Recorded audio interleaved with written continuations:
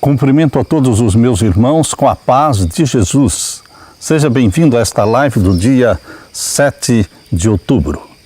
Antes de começar, vamos orar. Pai querido que estás nos céus, aqui estamos na Tua presença buscando a Tua bênção, o derramamento do Espírito Santo sobre mim e os meus irmãos. Que o Senhor venha falar ao nosso coração nesta manhã. Que o Senhor, ao abrirmos a Tua palavra, a profecia, o Senhor abra nossa mente, derrame sobre nós o Espírito Santo e nos ajude a entender o tempo em que estamos vivendo, que possamos olhar para o céu, de onde virá o nosso socorro que é Jesus Cristo, a segunda vinda de Jesus em glória e majestade. Que isto se cumpra, Pai amado, muito breve, muito em breve. Estamos aguardando, estamos apressando a volta de Jesus, estamos anunciando a volta de Jesus.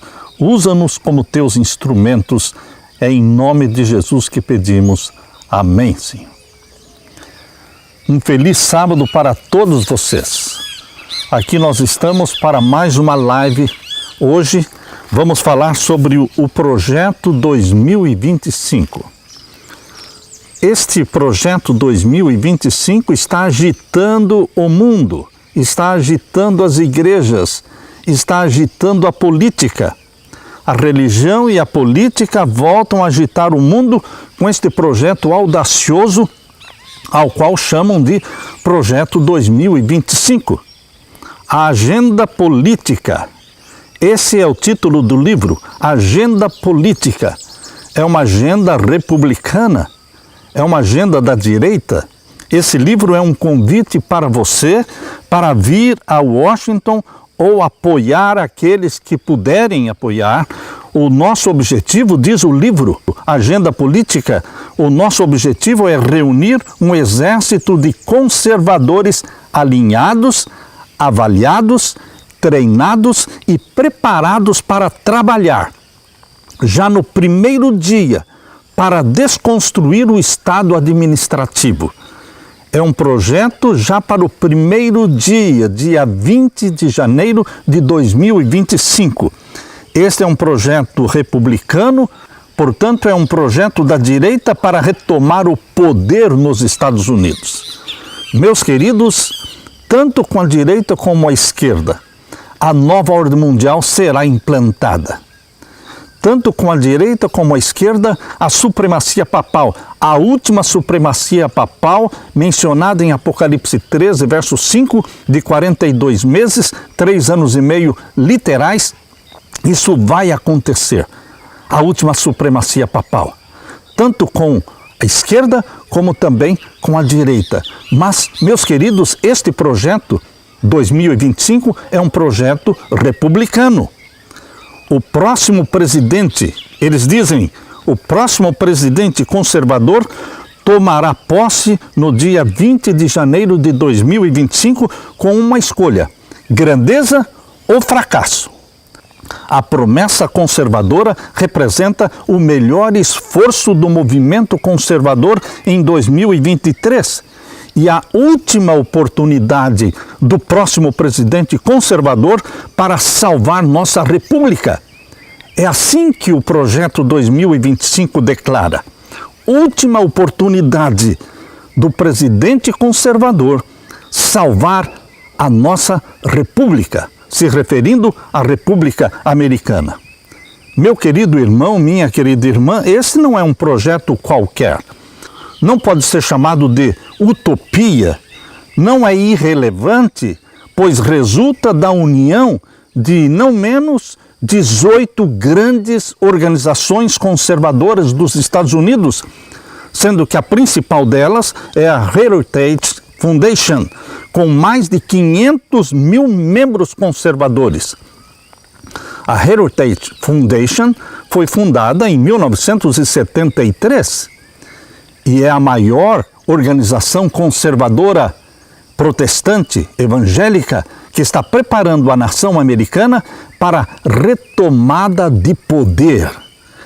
Faltando mais de um ano para as eleições de 2024. uma constelação de organizações conservadoras está se preparando, recrutando milhares de americanos para virem para Washington em uma missão para desmantelar o governo federal e substituí-lo por uma visão mais próxima da sua.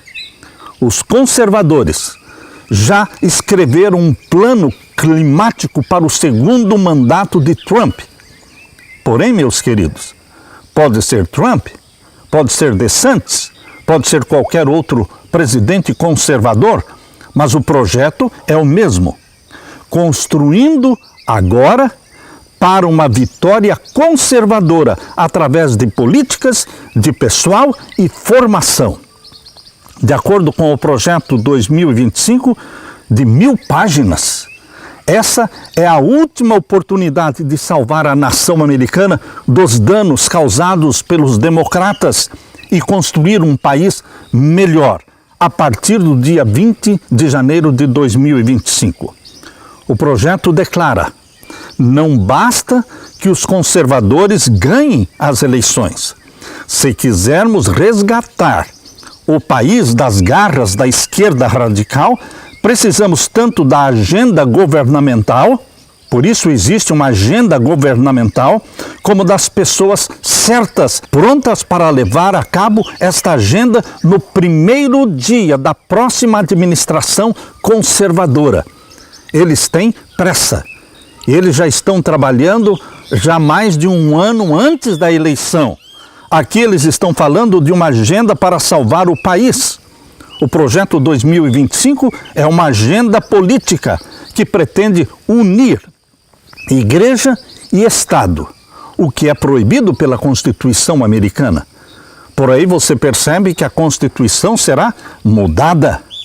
União de igreja e de Estado aparentemente é uma coisa boa. Trazer Deus para dentro do governo aparentemente é uma coisa boa. Mas sempre que igreja e Estado se unem, resulta em perseguição. A igreja, usando os braços do poder civil, resultará em perseguição. Vão impor leis. Abra sua Bíblia em Daniel capítulo 11. Daniel capítulo 11, vamos ver então o verso 31.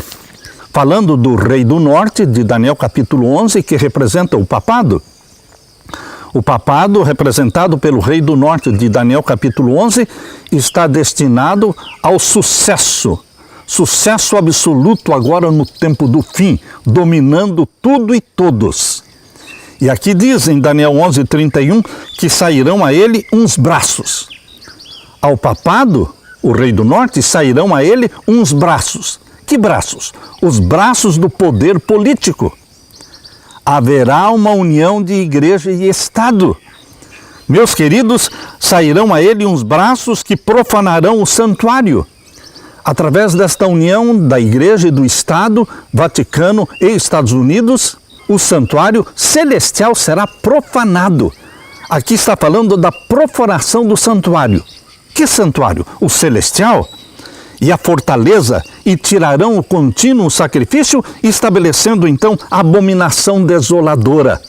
A profecia indica que agora, no tempo do fim, será estabelecida a abominação desoladora dos últimos dias. A abominação desoladora dos últimos dias é a lei dominical. É colocar o domingo no lugar do sábado. Meus queridos, para este projeto, unem-se igreja e Estado. Une-se o Vaticano e os Estados Unidos da América do Norte. E o verso 32 diz: e aos violadores do concerto, ele, o rei do norte, o papado, com lisonjas perverterá. Mas o povo que conhece ao seu Deus se esforçará e fará proezas. Existirão líderes da igreja que apostatarão e que violarão o concerto de Deus? Sim. Alguns vão passar, sim, para o lado do Vaticano, vão se unir ao Vaticano. Aqui diz, aos violadores do concerto, ele com lisonjas perverterá. Mas a nossa alegria, meu querido irmão, minha querida irmã, é que a profecia diz: mas o povo que conhece ao seu Deus, Quem é esse povo que conhece verdadeiramente a Deus, tem uma íntima relação com Deus e que não se deixa levar pelas lisonjas e pelas perversões do Vaticano? Este é o remanescente fiel. Este povo que conhece o seu Deus se esforçará e fará proezas. Este é o remanescente fiel do tempo do fim, chamado no verso 33 de os entendidos. Os entendidos em profecia, nas profecias de Daniel e de Apocalipse. Estes entendidos entre o povo de Deus ensinarão a muitos. Todavia, serão perseguidos, aqui diz, todavia cairão pela espada e pelo fogo, pelo cativeiro, pelo roubo. Eles serão perseguidos e nós teremos mártires agora no tempo do fim. Meu querido irmão, os jesuítas trabalham tanto com a esquerda radical como também com a direita radical. Tanto com republicanos como democratas. Eles querem levar a nação americana de um extremo a outro extremo. Queridos, o governo Biden é um governo totalmente sem Deus. Porém, o projeto 2025 republicano é um projeto de organizações conservadoras que querem trazer Deus para dentro do governo, unir igreja e Estado e impor leis. Uma das principais leis propostas no projeto 2025 é a lei dominical, Blue Law. A Blue Law diz respeito à lei dominical. As leis dominicais nos Estados Unidos são chamadas de Blue Laws, leis azuis, porque são escritas em papel azul. Os Estados Unidos da América do Norte têm 50 estados.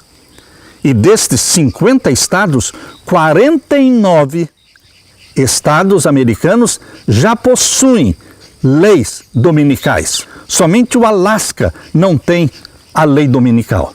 Porém, estas leis dominicais, que foram escritas ao longo de décadas, elas são diferentes umas das outras, dependendo de um estado para o outro. Porém, queridos, a primeira lei dominical escrita e aprovada nos Estados Unidos foi no estado da Virgínia. Em Virgínia, no ano de 1610, foi aprovada a primeira lei dominical, a primeira Blue Law, e incluía pena de morte para aquele que fosse encontrado trabalhando aos domingos. A primeira vez que a pessoa fosse achada trabalhando no domingo, ela perderia os proventos necessários para a sua sobrevivência por uma semana. A segunda vez que fosse encontrado trabalhando domingo, ele seria açoitado. E a terceira vez que fosse encontrado trabalhando no domingo, seria pena de morte. Esta é a lei da Virgínia, aprovada em 1610. Outro estado americano que também tem pena de morte para quem trabalha no domingo é o estado de Connecticut. Queridos, estas leis não estão funcionando, não estão em vigor hoje, estão em estado latente, mas elas existem. Eu estou mencionando que nos Estados Unidos as leis dominicais são comuns, tanto que 49 estados já possuem algum tipo de lei dominical. Percebam então que estas leis dominicais, bem comuns aos americanos, e agora o projeto 2025 pretende trazer Deus para dentro do governo a partir do primeiro dia de governo, que será o dia 20 de janeiro de 2025. Com Donald Trump ou com outro presidente republicano, eles querem reorganizar o governo nos primeiros 180 dias de governo. A restauração do sábado de descanso, a restauração do sábado está dentro do projeto 2025. Mas entenda que quando eles falam restauração do sábado, eles não estão falando do sétimo dia da semana, não estão falando do sábado bíblico, estão falando do primeiro dia da semana, de adoração ao sol. O sábado, diz o projeto 2025, o sábado é o melhor presente que podemos dar à nossa sociedade. Milhares sempre foram incrédulos, bastante incrédulos com relação à possibilidade de existir uma lei dominical, um decreto dominical na nação americana, Porém, queridos, agora, mais do que nunca, está evidente, está claro de que irá acontecer muito em breve o cumprimento da profecia de Apocalipse 13, que fala sobre o sinal da besta, a aprovação de uma lei dominical. Os 10 mandamentos são necessários na América para um tempo como este. É assim que os conservadores dos Estados Unidos estão declarando. Os 10 mandamentos são necessários na América para um tempo como este. Essa agenda política está convidando você para se ajuntar ao esforço e considerar as várias maneiras pelas quais podemos continuar a crescer em virtude e santidade, restaurando os 10 mandamentos. Percebam o que eles estão dizendo. Restaurando os 10 mandamentos, os verdadeiros valores e a bússola moral do certo e do errado, do bem e do mal. Eles querem restaurar os 10 mandamentos. Por um lado, nós dizemos aleluia, mas, queridos, os 10 mandamentos que eles querem restaurar substitui o 7º dia, o santo sábado do Senhor, pelo primeiro dia, o dia de adoração ao sol. Esta campanha destina-se a ajudar, despertar tanto os crentes como os não crentes para a maldade e para a corrupção que abundam na América hoje. Nesse momento é hora de encontrar Deus e de pedir desculpas, dizem eles. Queridos, abrindo a palavra de Deus em Apocalipse 13, quando você abre a sua Bíblia em Apocalipse 13, você vai encontrar aqui 2 poderes. 2 poderes representados pelas 2 bestas de Apocalipse 13. São 2 poderes mundiais. Apocalipse 13 começa falando da besta que subiu do mar. Capítulo 13, verso 1. E eu me pus sobre a areia do mar, e vi subir do mar uma besta que tinha 7 cabeças e 10 chifres, e sobre os seus chifres 10 diademas, e sobre as suas cabeças um nome de blasfêmia. Esta besta que surge do mar é o poder papal. Aqui diz que tem 7 cabeças e 10 chifres. E o verso 2 diz, e a besta que vi era semelhante ao leopardo, e com os seus pés como os de urso, e a sua boca como de leão, e o dragão deu-lhe o seu poder, e o seu trono, e grande poderio. Esse poder representado pela besta que subiu do mar, o papado, recebeu o seu poder do dragão, seu poderio do dragão, seu trono do dragão. E o dragão é Satanás. Apocalipse 12, verso 9, diz que o dragão é Satanás. Meu querido irmão, minha querida irmã, este poder que foi ferido em 1798, com um golpe mortal contra o papado na Revolução Francesa, em 1798 foi deposto o Papa Pio VI. Este poder que aparentemente tinha morrido, não, ele foi ferido de morte, mas reviveu. Diz aqui em Apocalipse 13 e o verso 3. Vi uma das suas cabeças como ferida de morte, e a sua chaga mortal foi curada, e toda a terra se maravilhou após a besta. Após a restauração do poder papal, que iniciou em 1929 com o Tratado de Latrão, constituindo o Vaticano um Estado. O Vaticano foi colocado na posição de um Estado, e o Papa foi colocado na posição de rei de Roma. Portanto, o Vaticano é um poder político e religioso. E esse poder só está crescendo de 1929 para cá. Por isso que a profecia diz, e toda a terra se maravilhou após a besta, e adoraram o dragão, que deu à besta o seu poder, e adoraram a besta, dizendo, quem é semelhante à besta? Quem poderá batalhar contra ela?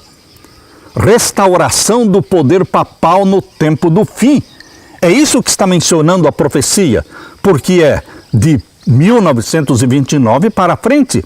É a cura da ferida mortal. Não está falando da Idade Média, e sim dos últimos dias, da última supremacia papal. Por isso, Apocalipse 13, verso 4, diz assim, e adoraram o dragão que deu à besta o seu poder. Quando? Agora no tempo do fim. O mundo todo, Todos os governantes e líderes políticos no mundo e líderes religiosos também estão reunidos debaixo da tutela do Vaticano, debaixo do guarda-chuva do Vaticano. É o poder papal dominando tudo e todos. Por isso diz, e adoraram o dragão que deu à besta o seu poder, e adoraram a besta, dizendo, quem é semelhante à besta? Quem poderá batalhar contra ela? Verso 5, e foi-lhe dado uma boca para proferir grandes coisas e blasfêmias, e deu-se-lhe poder para continuar por 42 meses. Supremacia papal do tempo do fim, por 42 meses, 3 anos e meio. E agora, no tempo do fim, haverá perseguição contra o povo de Deus, exatamente como diz em Daniel capítulo 11, verso 32 e 33. Muitos filhos de Deus serão perseguidos e mortos como mártires. Daniel capítulo 11 está em plena harmonia com Apocalipse capítulo 13, verso 6, que diz assim, e abriu a sua boca em blasfêmias contra Deus, ou seja, contra o santuário celestial, para blasfemar do seu nome e do seu tabernáculo, do santuário celestial, e dos que habitam no céu, e foi-lhe permitido fazer guerra aos santos, perseguição, e vencê-los. Alguns mártires morrerão, derramarão o seu sangue por amor a Jesus, e deu-se-lhe poder sobre toda a tribo, língua e nação, um poder mundial, uma supremacia papal mundial, isto é, nova ordem mundial. E adoraram-na, diz o verso 8, todos os que habitam sobre a terra, todos os líderes mundiais, políticos e religiosos, se unirão e se submeterão ao Rei do Norte, ao papado. E aqui diz, adoraram-na todos os que habitam sobre a terra, esses cujos nomes não estão inscritos no livro da vida do Cordeiro, que foi morto desde a fundação do mundo. Queridos, este é o poder representado pela besta que subiu do mar, o poder papal. Porém, agora em Apocalipse 13, verso 11 em diante, fala de outra besta, a besta que subiu da terra, representando os Estados Unidos da América do Norte. E aqui diz, no capítulo 13, verso 11 em diante, que este poder representado pela besta que subiu da terra é uma imagem, é uma semelhança do poder papal. Isto quer dizer, meus queridos, que os Estados Unidos da América do Norte se transformarão num poder político religioso também, porque o papado é um poder político e religioso. Igreja e Estado estão unidos no papado, no Estado do Vaticano. E agora, os Estados Unidos da América do Norte, a besta que subiu da terra, se transformarão também, agora no tempo do fim, uma união de igreja e Estado, porque farão uma imagem, uma semelhança da primeira besta. Leia comigo. Apocalipse 13, verso 11. E vi subir da terra outra besta, e tinha 2 chifres semelhantes aos de um cordeiro. Semelhança de cristianismo, semelhança de bondade, semelhança de país protestante. Mas aqui diz, e falava como dragão. Queridos, o mesmo dragão, Satanás, que deu seu poder e seu trono ao papado, esse mesmo dragão está presente também no governo dos Estados Unidos da América do Norte. Por quê? Aqui diz, e falava como dragão. Então, haverá uma união da igreja e do Estado. Mas este é um propósito satânico, para perseguir, para impor uma lei, um decreto dominical, um decreto de morte contra aqueles que não se submeterem ao primeiro poder, ao poder papal. Todos aqueles que não se submeterem ao poder papal sofrerão as penas do decreto dominical e do decreto de morte. Diz agora o capítulo 13 e o verso 12, falando dos Estados Unidos da América do Norte, e exerce todo o poder da primeira besta na sua presença. Os Estados Unidos exercerão o mesmo poder que o papado tinha durante a Idade Média, um poder absoluto, e que perseguia e que matava. Exerce todo o poder da primeira besta na sua presença e faz que a terra e os que nela habitam adorem a primeira besta. O poder dos Estados Unidos será usado para influenciar e para forçar todas as nações da terra a se submeterem ao poder papal. Por isso diz a profecia claramente, e faz que a terra e os que nela habitam adorem a primeira besta. O ponto aqui em destaque é adoração. Adoração. Como é que se adora o papado? Se submetendo às leis do papado, se submetendo à lei dominical. O domingo como dia santo, no lugar do sábado, é o sinal de autoridade papal. E todos que se submetem ao papado obedecerão, guardando e santificando o primeiro dia da semana, Sunday, o dia do sol. E aqui diz, e faz que a terra e os que nela habitam adorem a primeira besta cuja chaga mortal foi curada. A chaga mortal vai ser curada e está sendo curada. E quando sair o decreto dominical, estará totalmente curada a ferida mortal. E então começa a nova ordem mundial. Então começa a supremacia papal do tempo do fim de 42 meses. E nesse tempo, meu querido irmão, aqueles que são fiéis a Deus, aos 10 mandamentos de Deus, eles não poderão nem comprar e nem vender. Haverá uma perseguição, porque quando igreja e Estado se unem, isto resulta em perseguição, sempre foi assim. E a história vai se repetir agora no tempo do fim.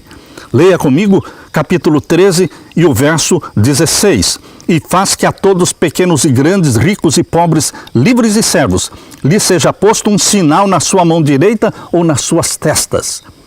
As pessoas serão marcadas, sinalizadas.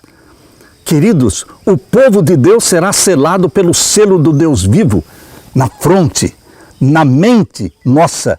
O Espírito Santo nos sela com a convicção de que os santos mandamentos de Deus são os 10 mandamentos escritos pelo dedo de Deus e que o Espírito Santo escreve na nossa mente, confirmando na nossa mente que o dia santo, o dia do Senhor, o selo do Deus vivo é o sábado, o 7º dia da semana, não o primeiro.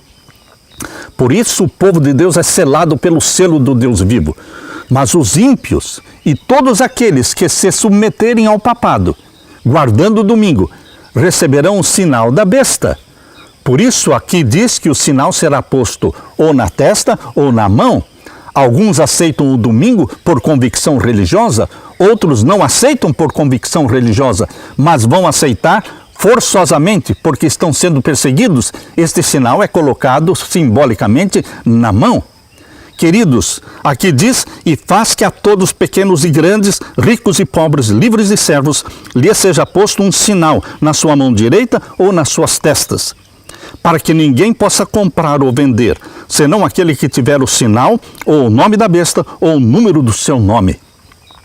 Não poderemos comprar nem vender, se não recebermos o sinal de autoridade do papado.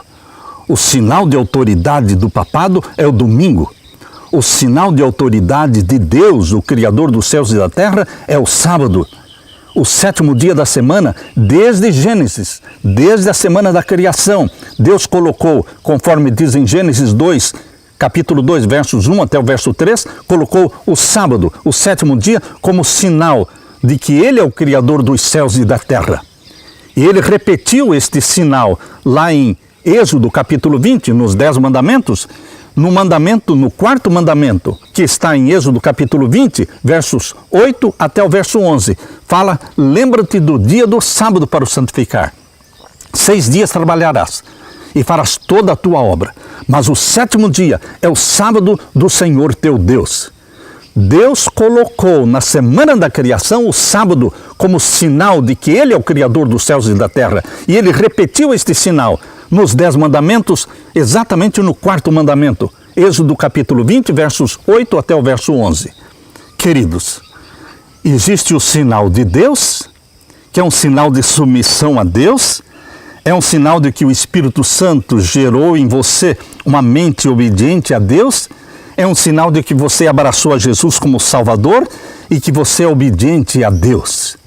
E existe o sinal da besta, que é o primeiro dia da semana imposto pelo apoio, pela ajuda das leis civis. Os braços do poder civil se unem à igreja, ao Vaticano e eles impõem a lei dominical e o povo se submete, recebendo o sinal da besta, um sinal de que eles se submeteram a um poder humano que se coloca no lugar de Deus e não são obedientes aos mandamentos de Deus, mas sim aos mandamentos dos homens.